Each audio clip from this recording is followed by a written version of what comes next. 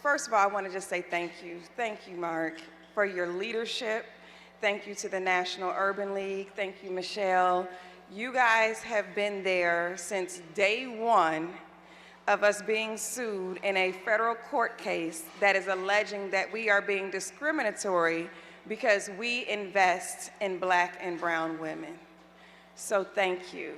My name is Arian Simone. I serve as the CEO of the Fearless Fund, the nation's first venture capital fund that is built by women of color for women of color.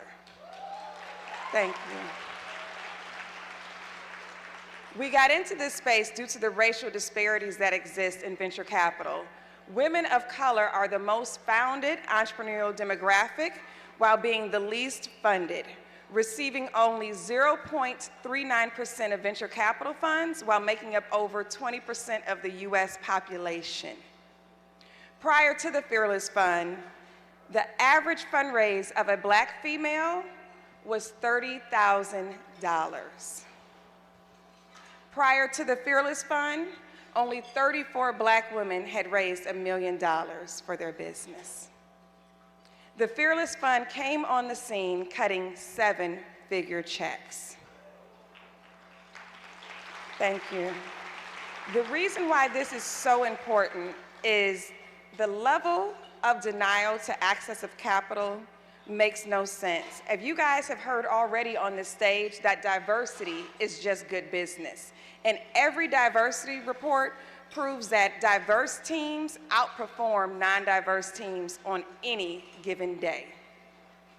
One of our founders, her name is, oh gosh, that just left me right when I said that. She's the founder of Partake, and she's number 45 on the Inc. 5000 list.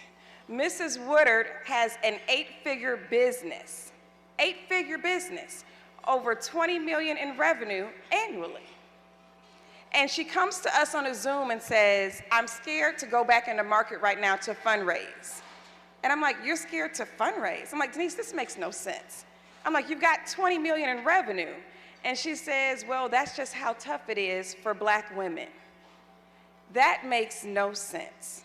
But that is also why it is so important that we show up and show out, as you guys already know, in this election, because our current vice president ran on the principles of access to capital being important for minority communities, and we will uphold that. And regardless of any fight currently, the Fearless Fund will continue to still be in business. We will continue to serve this community, and we will continue to win this fight. Thank you very much.